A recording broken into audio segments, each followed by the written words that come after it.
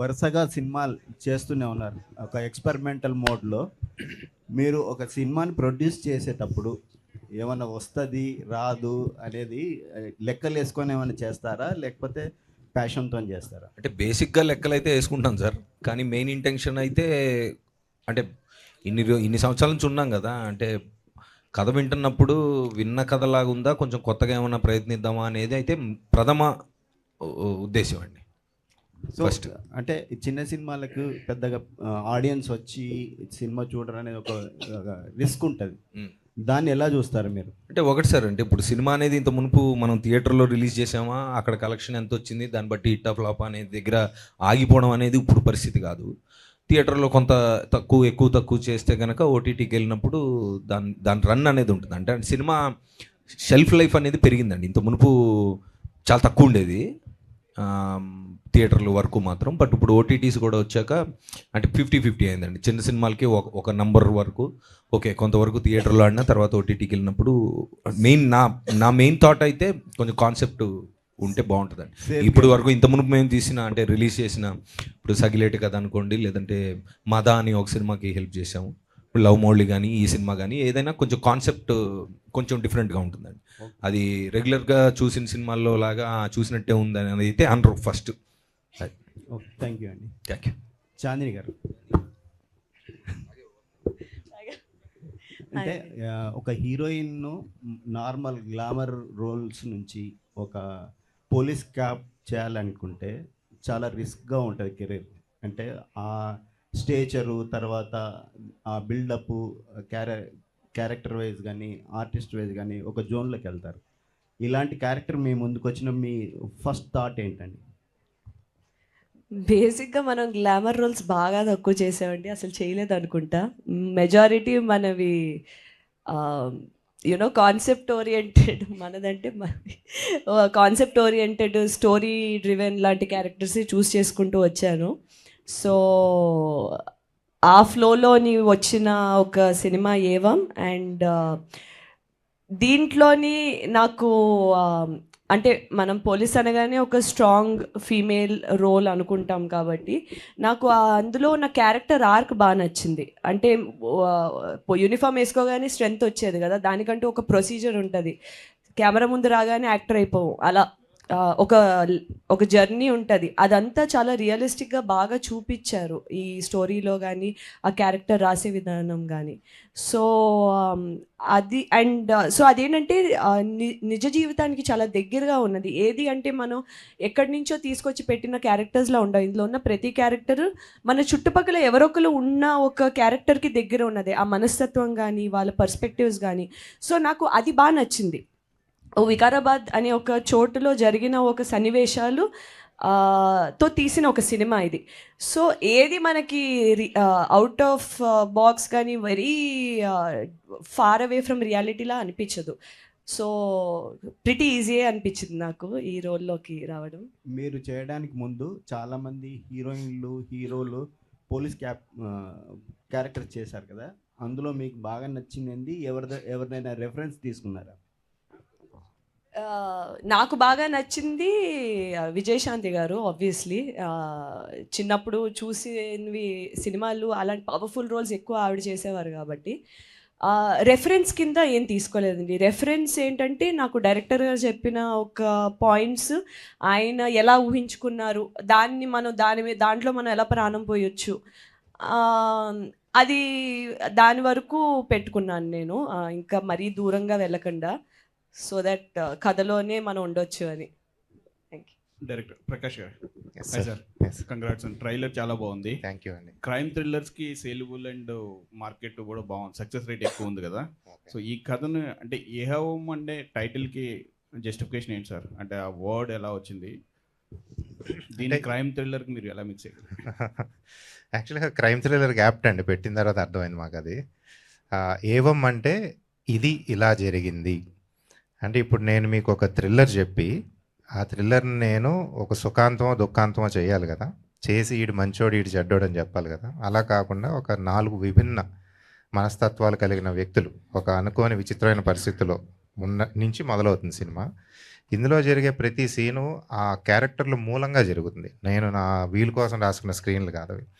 So ఇదంతా అయిన తర్వాత మేము మీరిచ్చిన ₹200కి ఎంటర్టైన్మెంట్ అయితే ఇవ్వాలి కదా, అది మర్చిపోలేదు. కానీ అయిపోయిన తర్వాత ఏది మంచి ఏది చెడు, ఎవరు హీరో ఎవరు కాదు, ఏది ఏంటి అన్నది ఆ టేక్అవే ఆడియన్స్కే వదిలేసాం. కథ అయితే చెప్పాము, ఆ లాస్ట్ బిట్ తీసేసి అందుకని ఏవం అంటే ఇది ఇలా జరిగింది అని నేను చెప్పాను.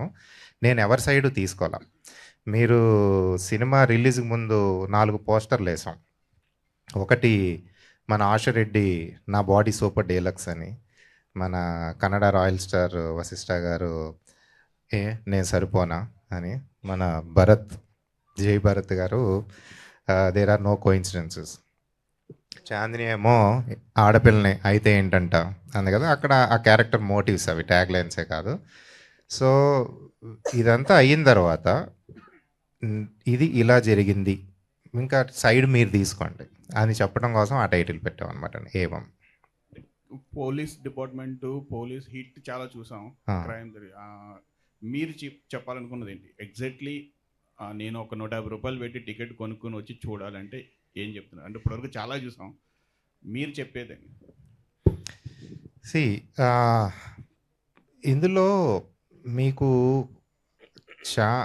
చాందిని క్యారెక్టర్ పేరు సౌమ్య. సినిమాలో మీరు సినిమా మొదలైన తర్వాత ఒక 15-20 నిమిషాల్లో సౌమ్య క్యారెక్టర్తో కనెక్ట్ అవుతారు. It just so happens that she wears police uniform. ఆ క్యారెక్టర్తోనే జర్నీ చేస్తారు మీరు. సో అదే ఆవిడ పోలీస్ అవటం అనేది ఒక life choice, but you will be more connected to Soumya as a character అనమాట. అది టిపికల్ పోలీస్ స్టేషన్ సీన్స్ కానీ మనకి రెగ్యులర్గా ఉండే పోలీస్ డ్రామా కానీ ఇందులో ఉండదు, క్యారెక్టర్ డ్రామా ఎక్కువ ఉంటుంది. అది that will be unique selling point అండి. Thank you. Chandini garu hi అండి. ఈ సంవత్సరం మీకు బాగా కలిసి వచ్చిన కంటిన్యూ సినిమాలు ఉన్నాయి. గామి అయిపోయింది, ఇప్పుడు ఏం నెక్స్ట్ మ్యూజిక్ అవును, వరుసగా అలాగా బాగా కలిసి వచ్చింది. థ్యాంక్ యూ, నోటీస్ చేశారు. డిఫరెంట్ అవి క్యారెక్టర్స్ కూడా డిఫరెంట్ గా ఉన్నాయి. అదొక డిఫరెంట్, ఇదొక పోలీస్ అంటే ఉమెన్ ఓరియంటెడ్ కొద్దిగా ఉంది, అది కూడా కొంచెం ఏజ్ తో డిఫరెంట్. సో ఈ క్యారెక్టర్లు అన్ని ఇలా టైంకి పడ్డాయా లేదంటే మీరు చూస్ చేసుకున్నారా? చూస్ చేసుకున్నదే, టైంకి బయటకు వస్తున్నాయి కలిసి, కానీ చూస్ చేసుకున్నప్పుడే కొంచెం శ్రద్ధ పెట్టి చూస్ చేసుకున్నవి. క్యారెక్టర్ రిపీట్ చేయకూడదు, ప్రెమిస్ ఎక్కడ ఎలాంటి సెటప్లో సినిమా జరుగుతుంది అది రిపీట్ చేయకూడదు అనేది చాలా కాన్షియస్గా పెట్టుకుంటాను నేను చూస్ చేసుకునేటప్పుడు కూడా. ఎందుకంటే చేసేటప్పుడు నాకు కూడా ఏదైనా కొత్తగా చేసినట్టు ఉంటుంది, చూసే వాళ్ళకి కూడా ఏదైనా కొత్తగా చూసినట్టు ఉంటుంది. రెపిటేటివ్గా చేస్తే అదే మొహాన్ని అదే రోల్లో అదేసార్లు చూస్తే వాళ్ళకి కూడా పెద్ద కొత్తగా ఏమి ఉండదు కదా అని చెప్పి, ఎందుకు వై షుడ్ దే వాచ్ మీ అనే క్వశ్చన్ మీరు ఇందాక అడిగినట్టు, ఎందుకు వచ్చి చూడాలన్నట్టు, నన్ను కూడా ఎందుకు చూడాలి అంటే ఒక డిఫరెంట్ క్యారెక్టర్ ఉంటుంది, మేబీ ముందు చూడలేని ఒక క్యారెక్టర్ ఉంటే ముందు చెప్పలేని ఒక కథ ఉంటుంది అని ఒక మనస్తత్వంతో రావచ్చు. అది వన్ ఆఫ్ ద పాయింట్స్ కింద పెట్టుకున్నాను. థ్యాంక్ఫుల్లీ అన్నీ ఒకేసారి వరుసగా రావడం వల్ల అది బాగా నోటీస్ అవుతుంది. సో నెక్స్ట్ చూస్ చేసుకునేటప్పుడు కథలో అంటే ఇప్పుడు ఉమెన్ ఓరియంటెడ్గా కొంచెం కనిపిస్తుంది పోలీస్ ఆఫీసర్, ఇలాంటి కథలను చూస్ చేసుకుంటారు లేదా ఏదైనా చేస్తారా? గ్లామర్ కథలు ఏదైనా? డెఫినెట్లీ అండి, ఐఎమ్ ఓపెన్. అంటే హీరోయిన్ కంటే ముందు ఒక నటిగా నేను నన్ను ఎస్టాబ్లిష్ చేసుకుందాం అనుకున్నాను. సో ఒక భిన్నమైన రోల్స్ చేయాలి అంటే గ్లామర్ చేయాల్సి వస్తుంది, డిగ్లామర్ చేయాల్సి వస్తుంది, పోలీస్ చేయాల్సి వస్తుంది, young old, I'm open to anything. నేను ఆ పాత్రని పోషించగలను, దాంట్లో వెళ్ళగలను, దాంట్లో కనిపించగలను అంటే definitely very happy to do it అండి. Thank you. Hi Chandini. Hi. అంటే టీనేజ్ బ్యాచ్ ఎవరైతే ఉన్నారో వీళ్ళు ఎక్కువ సెలబ్రిటీస్కి అట్రాక్ట్ అవుతుంటారు, అంటే ఒక సెట్ అయిన ఏజ్ వరకు. అంటే క్యూఆర్ కోడ్ స్కాన్ చేయి ప్రభాస్తో డిన్నర్ చేయి అనేది, అంటే ఎక్కువ ఇదేంటంటే పాయింట్ ఏంటంటే ఉమెన్స్ మీద ఎక్కువ ట్రాప్ సంథింగ్ ఆ కైండ్ ఆఫ్లో రన్ అవుతున్నట్టు అనిపిస్తుంది.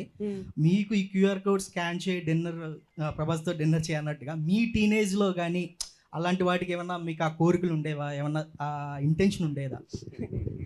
ఆవిడంతా టామ్ క్రూజ్, రితిక్ రోషన్ దగ్గర. నాకు రెస్టారెంట్లోకి వెళ్ళి అక్కడ క్యూఆర్ కోడ్ స్కాన్ చేయమంటే టెన్షన్ వస్తుంది, ఫోన్ ఎవడ హ్యాక్ చేస్తాడు అని. ఇంత పబ్లిక్గా ఇలా ఇస్తే నేను వెంటనే నమ్మలేను. చెప్పాను ఆ టెన్షన్ ఎక్కువ ఇందాక విషయంకు. ఏమైనా అవుద్దామని ముందే ఎందుకు మనకని చెప్పి దూరంగా ఉండే పరిస్థితి నేను. సో మీ ప్రజెంట్ జనరేషన్లో మీకు ఎవరితో డిన్నర్ చేయాలని ఉంది అంటే అది ఆయన క్వశ్చన్ అది. ఆహా, ఓహో, నేను టాలీవుడ్ మిస్ నుంచి ఇప్పుడు మీరు ఆ పేరు ఏదనేది టాలీవుడ్ చెప్పాలి ఇప్పుడు, నుంచా? లేకపోతే ఎవరి పేరు చెప్పలేదనేది ఇప్పుడు రేపటి నుంచి హెడ్లైన్స్ అవుతుంది. ఏదో ఒక పేరు చెప్పండి. నవదీప్ గారు అని చెప్పకండి. ఇదే అన్నీ చెప్పేస్తున్నారు. ఏ సార్ ఏంటి మీ ప్రాబ్లం? ఏం కాదు, ఆయన సెపరేట్ క్యారవాన్లో కూర్చునేవారు. మీరు చెప్పేది మస్తీస్ గురించి కదా. కన్ఫ్యూజ్ అయ్యా. టాలీవుడ్లోని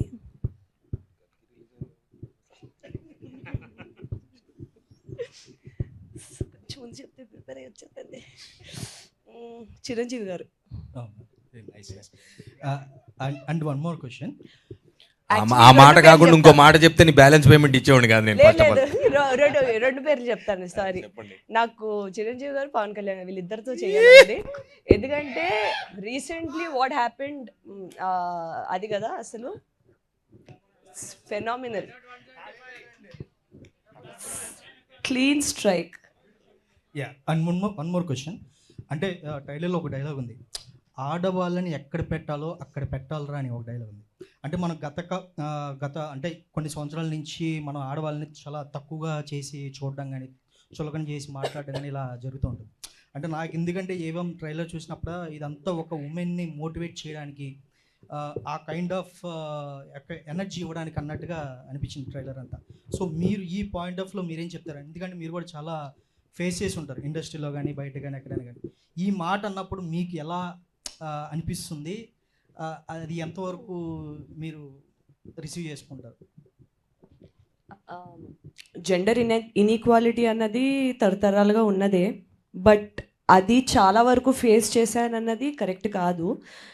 డెఫినెట్లీ ప్రతి ఒక్కరి లైఫ్లోని ఇప్పుడు అమ్మాయిలకి ఎలాగా కొన్ని అంటే నువ్వు ఇది చేయలేవేమో, అది ఎందుకు నీకెందుకు అనే ఒక ఇలా ఉంటుందో అబ్బాయిలకు కూడా ఉంటుంది. నువ్వు మగాడు కదా ముందుకెళ్ళి చేయలేవా, వెనకాల దాక్కుంటావా అనేటట్టు ఆ ఇన్ఈక్వాలిటీ అనేది ఏ టాపిక్కి సంబంధించి ఆ టాపిక్ ఉంటుంది. నేను పర్సనల్గా నా పర్సనల్ లైఫ్లో కానీ ఇప్పుడు నా కెరియర్లో చుట్టుపక్కల కానీ నేను థ్యాంక్ఫుల్లీ నేను ఫేస్ చేయలేదు. చాలా మరి అది టైం మారుతుంది, జనాలు మారుతున్నారా లేదా మేబీ జనాలు బట్టి ఉంటుందండి, వాళ్ళ చుట్టుపక్కల బట్టి వాళ్ళ పెంపకం బట్టి అదంతా ఉంటుంది. బట్ మా సినిమాలోని ఒక కోర్ పాయింట్ ఉంది, దానికి సంబంధించి వెళ్తున్న కథలోనే ఈ డైలాగ్స్ ఇవన్నీ వస్తూ ఉంటాయి బేసిక్లీ. సో మీకు ట్రైలర్లోని అవి కొంచెం మిస్లీడింగ్ అనిపించినా మీకు మూవీలోని అవి ఒక వేరే పాయింట్లో బాగా హిట్ అయ్యే పాయింట్స్ ఉంటాయి. అండ్ ఇక్కడ ఆయన చెప్పిన ఇది కూడా జాయిన్ అవ్వగానే వద్దులేండి అంతే, నాకెందుకు భయంగా ఉంది ఏదేం చెప్పేస్తారేమో అని. ఆ ట్రైలర్లోనే కానీ దాని వెనకాల ఒకటి ఉంటుంది. బేసిక్లీ ఆ అమ్మాయి పోలీస్ జాయిన్ అవ్వగానే దాన్ని తీసుకెళ్ళి ఫైల్స్ సెక్షన్లో పడేస్తారు. ఎందుకు అంటే కొత్త జాయిన్ అయ్యావు, అమ్మాయి కదా, పోలీసు కదా, వస్తూనే నీ కేసు ఏమి ఇస్తావు అనే కానీ నువ్వు వెళ్ళి ఫైల్ సెక్షన్లో ముందంతా సార్ట్ ఇది ఫైల్ సెక్షన్లో పెట్టా ఇంటికి వెళ్తేనే వెళ్ళాలేమో కరెక్ట్ మరి వెళ్తానన్నావుగా పోలీస్ చేయడానికి మరి ఇది అంటారు అనమాట, ఇలా అంటారు బేసిక్లీ. సో అలా కొంచెం కొన్ని రిలేటబుల్గా ఉంటాయి, కొన్ని ఫన్నీగా ఉంటాయి, కొన్ని పాయింట్కి సంబంధించి ఉంటాయి. అలా ఏదంటే అలా. సార్ నాకు ట్రైలర్ చాలా బాగా నచ్చింది. Thank you sir. నాకు ఎందుకో ఈ కాన్సెప్ట్ మీరు ఎక్కడో ఇన్స్పిరేషనల్గా తీసుకొని అరే ఇది ఒక అందరికీ చెప్తే బాగుంటుందన్న ఉద్దేశంతో చెప్పినట్టు అనిపించింది. అంటే మీకు అసలు ఈ స్టోరీ చేయడానికి అసలు మీ ఇన్స్పిరేషన్ ఏంటి? మీరు ఎక్కడైనా పాయింట్స్ తీసుకొని ఇవ్వడం రియల్ లైఫ్లో? స్టోరీ యాక్చువల్గా ఒక ట్విస్టెడ్ లైన్ అండి, అది ఇంట్రెస్టింగ్ లైన్. ఆ లైన్ నేను నవదీప్ చెప్పినప్పుడు డెవలప్ చేద్దాం సార్ అని అన్నారు. సో డెవలప్ చేసినప్పుడు నేను నా ఓవరాల్ లైఫ్లో నేను అబ్జర్వ్ చేసిన characters and drama conflict create అయ్యి ముందుకు వెళ్ళాలి కదా.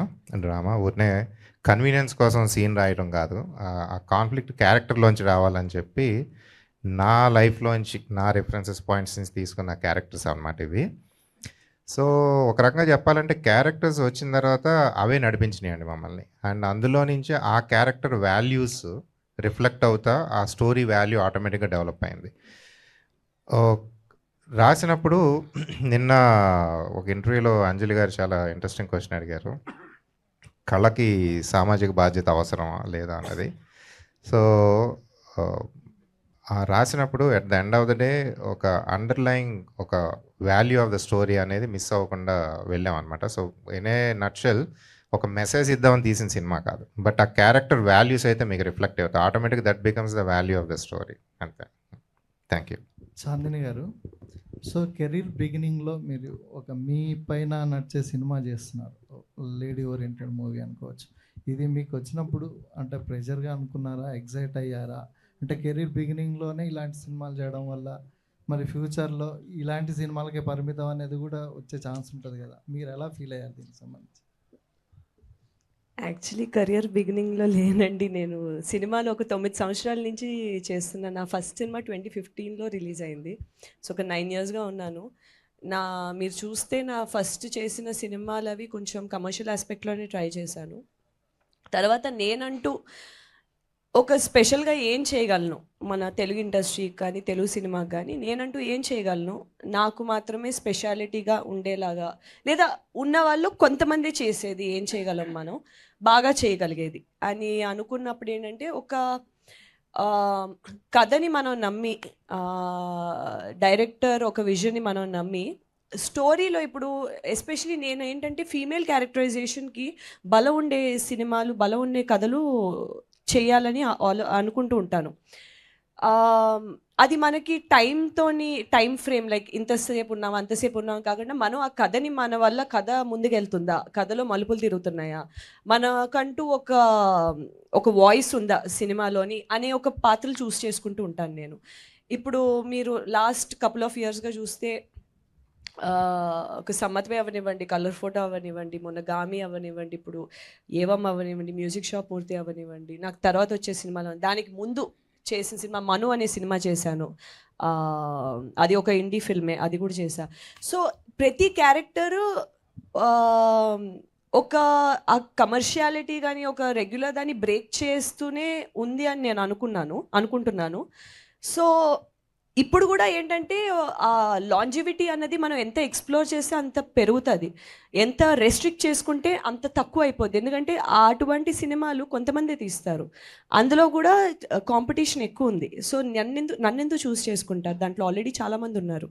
సో ఇలాంటికి మనం ఓపెన్ అయితే మన బౌండరీస్ పెరిగితే మనకు వచ్చే వర్క్, మనం ఎక్స్ప్లోర్ చేసే క్యారెక్టర్స్ పెరుగుతుంది, మన రేంజ్ మనకు అర్థం అవుతుంది, మన ప్రాజెక్ట్స్ రేంజ్ కూడా పెరుగుతుంది. సో ఆడియన్స్కి కూడా మనం డిఫరెంట్ రేంజ్లో కనిపిస్తాం, డైరెక్టర్స్ కూడా. సో వర్క్ ఇంకా పెరుగుతుంది, ఇది నేను నమ్మింది.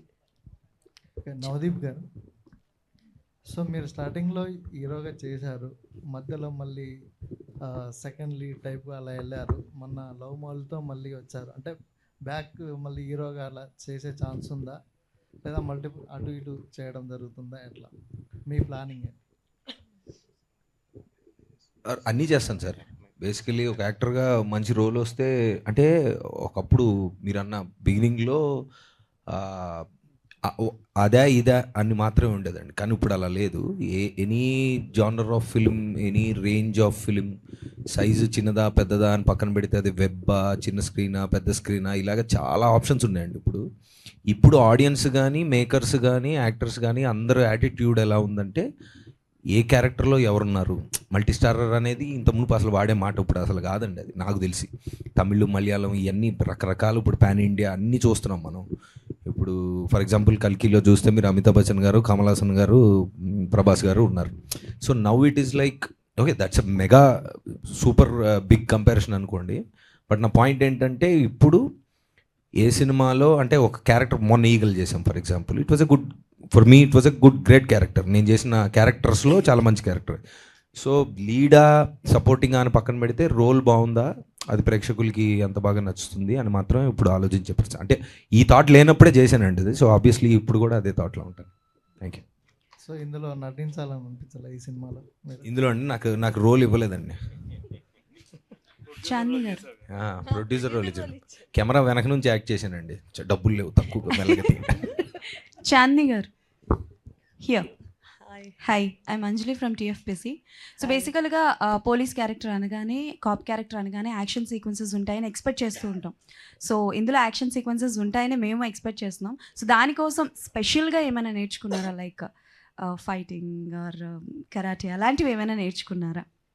సో నేను బేసిక్లీ ఈ సినిమా ఫస్ట్ నరేషన్ అయినప్పుడు, సార్ యాక్షన్ ఉంటుందా, స్టంట్స్ ఉంటాయా, నేనే చేయొచ్చా, పక్కా కదా అని చెప్పి ప్రామిస్ తీసుకుని మరీ ఆన్ బోర్డ్ అయ్యా. ఎందుకంటే నాకు ఎప్పటి నుంచో స్టంట్స్ చేయాలనే ఒక కోరిక. సో దీంట్లో స్పెషాలిటీ ఏంటంటే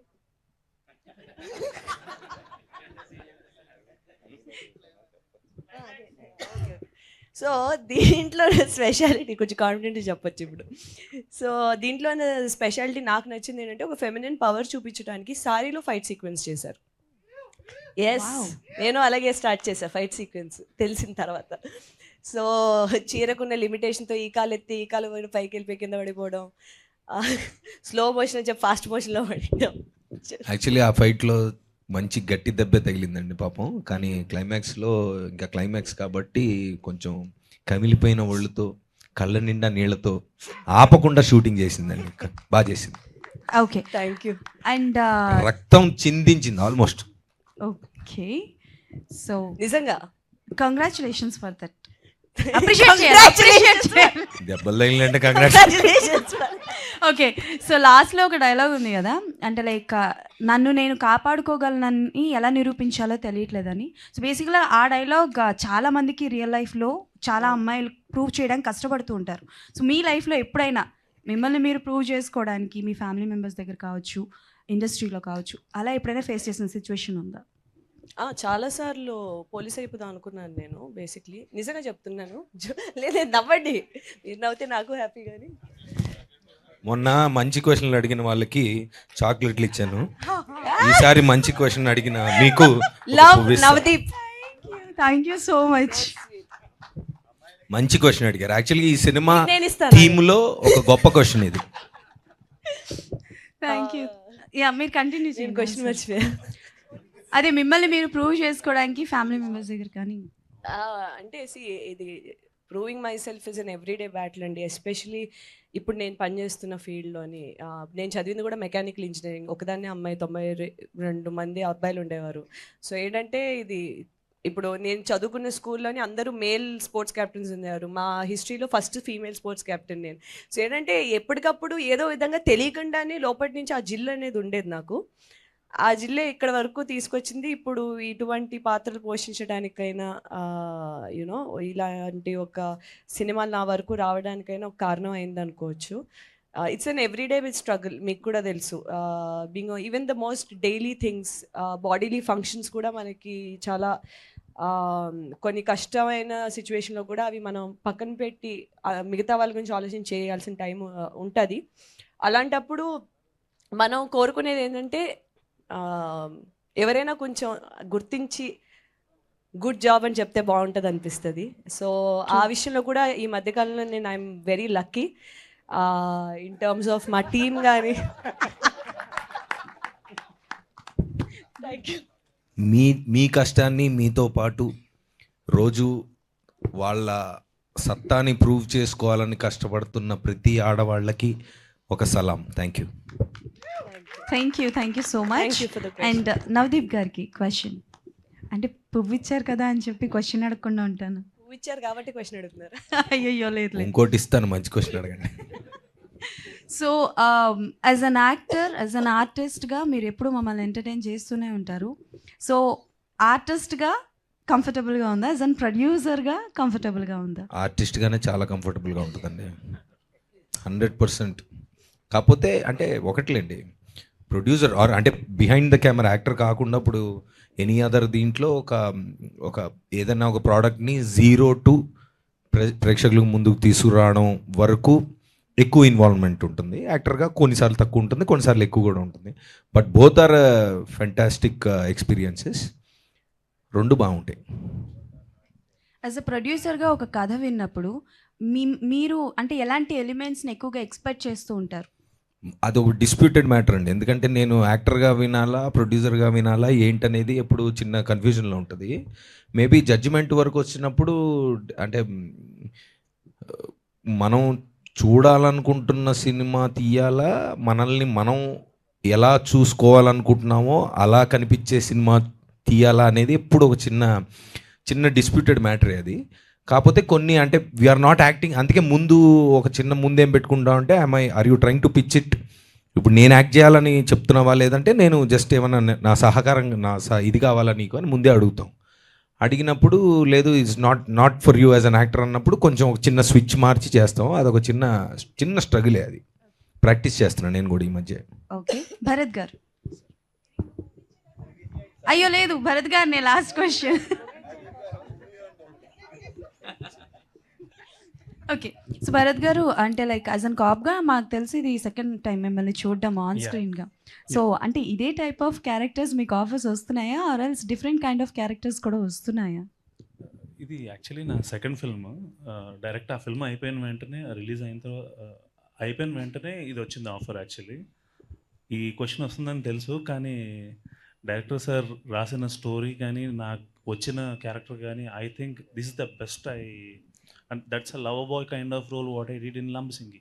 This is and chala strict officer, chala stubborn officer, and to the duty unde character anamata. The shades are different. Can we expect negative shade? No. It's ade meeku to the duty unnappudu negative undaleru kada.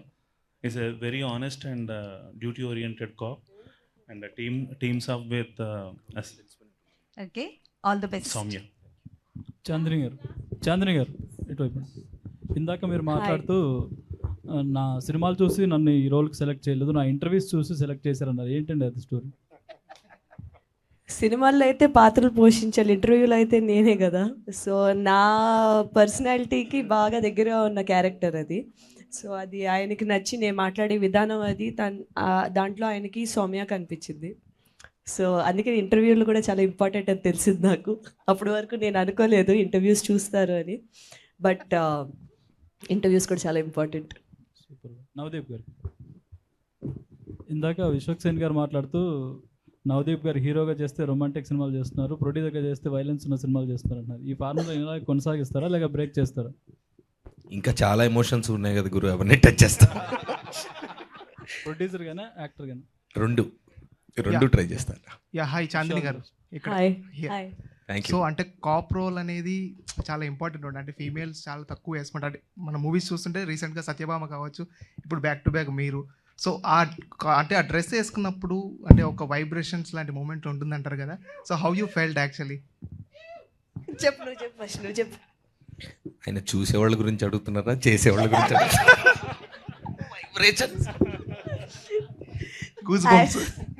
Actually uniform వేసుకోగానే అది ఒక తెలియని confidence, తెలియని ఒక feeling వచ్చేది.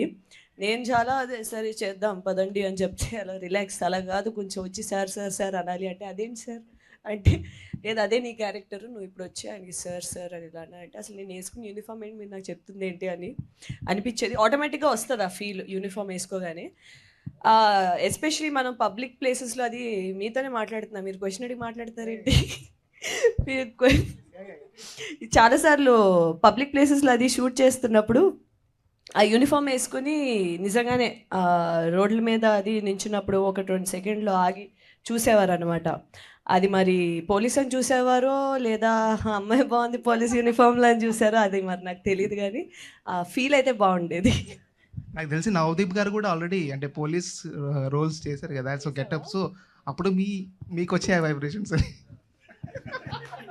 ఎక్కడి నుంచి ఇందాక అన్నారు కదా. డెఫినెట్గా యూనిఫామ్లో పవర్ ఉంటుంది గురు, 100% ఉంటుంది. అది ఆర్మీ యూనిఫామ్ అయినా పోలీస్ యూనిఫామ్ అయినా వాళ్ళు జనరల్గా మనకి అంటే కామన్ మ్యాన్గా మనకి సొసైటీని కాపాడాల్సిన ఫోర్సెస్ కాబట్టి అది వేసుకున్నప్పుడు డెఫినెట్గా ఒక చిన్న వైబ్రేషన్ అయితే ఉంటుంది 100%. ఇది మంచి సీరియస్ ఆన్సర్, అది బాగా కామెడీ ఆన్సర్ అయింది. యూనిఫామ్లో పవర్ అటువంటిది. నవదీప్ గారు ఒక క్వశ్చన్ ఏంటంటే out of the box. So అంటే ఎలక్షన్ రిజల్ట్ వచ్చిన తర్వాత సో ఇండస్ట్రీకి మంచి రోజులు వచ్చాయి, చాలామంది ఆర్టిస్టులు కావచ్చు, సినిమా ఇండస్ట్రీ మొత్తం కూడా చాలా హ్యాపీయెస్ట్ మూమెంట్లో ఉన్నారు. So how your feeling as artist, ఒక యాక్టర్గా ఎలా ఫీల్ అవుతున్నారు? డెఫినెట్లీ 100%. ఏమైంది నీకు? ఓహో అదే లేదు, డెఫినెట్గా ఇప్పుడు మన ఇండస్ట్రీ నుంచి వెళ్ళిన ఒక పవర్ఫుల్ సూపర్ స్టార్ ఒక ఇండియా చరిత్రలో లేనటువంటిగా 100% సక్సెస్ని కొట్టడం, ప్లస్ ఆ మనిషి మనకి ఎన్ని సంవత్సరాల నుంచి తెలుసు, ఆ మనిషి ఆ పవరు ఎలాంటి స్టేట్ని ఎలాంటి పరిస్థితిని, అంటే ఆయన పర్సనల్గా ఇంట్లో ఉండుంటే ఎంత ఎంజాయ్ చేసేవాళ్ళో అందరికీ తెలుసు. అది పక్కన పెట్టి మా ప్రజల కోసం వెళ్ళి ఆయన ఇన్ని సంవత్సరాలుగా పడ్డ కష్టానికి ఈరోజు రిజల్ట్ రావడం అనేది అసలు, అంటే అలా రావడం అనేది 100% it's a phenomenal thing. I think that is one of the greatest victory that we have seen. And yes, మీరు అన్నట్టుగా ఆయన ప్రజలకే కాదు, మన ఇండస్ట్రీకే కాదు, ఆయనకి కుదిరినంత చేయగలిగినంత అందరికీ మంచి చేస్తారు అనేది మనందరికీ తెలుసు. ఎందుకంటే ఇప్పుడు ఆయనకి ఏం అవసరం అనేది మనందరికీ తెలుసు. But he has proved it. Like ఇన్ని సంవత్సరాలు ఆయన పొటెన్షియల్ ఏంటని మనకు తెలిసింది. So yes, as a common man I'm happy, and also as an industry person I'm very excited about the great things that are going to come. Thank you. ఈరోజు కల్కి కూడా ఏదో 1 AM షో ఏదో రాబోతుంది అనేది వచ్చింది. ఆల్రెడీ స్టార్ట్ అయింది, time start అయ్యింది, అంతే కథం. చాందిని గారు, సేమ్ డే మీ మ్యూజిక్ షాప్ మూర్తి సినిమా కూడా రిలీజ్ అవుతుంది. సో 2 different క్యారెక్టర్స్, మీరు దేనికి వెళ్తున్నారు ఫస్ట్ అయితే? Very good question. 2 ప్రీమియర్స్ కూడా ఒకే టైంలో పెట్టారు. ఒకటేమో ఊరికి ఈ అవతల, ఇంకోటి ఊరికి ఆ అవతల. ప్రమోషన్స్ కూడా అలాగే నడుస్తున్నాయి. ఒక ఏమైనా టైమింగ్స్ మార్చండి, కొంచెం మారిస్తే మనం అప్పుడు కృష్ణ గారి సినిమాలు రిలీజ్ అయ్యేవంట 2 ఒకే రోజు. అది సో వెరీ డిఫికల్ట్ క్వశ్చన్ అండి. మేబీ సగం ఇక్కడ చూసి సగం అక్కడ చూద్దాం అనిపిస్తుంది. కాకపోతే ఆ డిస్టెన్స్కి సగం చూసి అటు వెళ్ళేటప్పటికి ఫస్ట్ హాఫ్ మళ్ళీ ఇంకోసారి ప్లే అవుతుంది. ఏదో ఒక మల్టీప్లెక్స్లో స్క్రీన్ 1 ఇది, స్క్రీన్ 2 అది వేసుకొని సగం చూద్దాం. బెస్ట్ టీం బట్టి, మా టీం ఇక్కడ ఉంటే నేను టీం దగ్గరికి వెళ్ళాలి కదా. సో నేను ఆల్ ది బెస్ట్ చాందిని గారు. థ్యాంక్ యూ నవదీప్ గారు. Trying to figure it out. ఇంకా ఎవరిదైనా మంచి ఐడియాస్ ఉంటే చెప్పండి please, I'm open to it. So all the best అండి. చాందిని గారు, ఇప్పుడు మార్నింగ్ 9 AM ఒక షో ఉండి 10 AM ఇంకో షో ఉంటే ఆ 9 AM ఏ షో ఉందో దానికి వెళ్తా. అన్నీ ఒకేసారి ఉంటాయి రమ్మని. చాందిని గారు, నేను అది ఇచ్చేది. చెప్పండి. Hello, hi. యావో మరి ట్రైలర్ చాలా బాగుందండి. సో మీరు పర్టికులర్ చూసుంటే చాలా క్రైమ్ థ్రిల్లర్స్ మీరు చూసుంటారు, ఆడియన్స్ కూడా చూసారు. సో ఆ క్రైమ్ థ్రిల్లర్స్కి ఈ క్రైమ్ థ్రిల్లర్స్కి డిఫరెన్స్ ఏమనిపించింది? అంటే పర్టికులర్గా ఎక్సైట్ అయిన మీరు పాయింట్ ఏంటి దీంట్లో?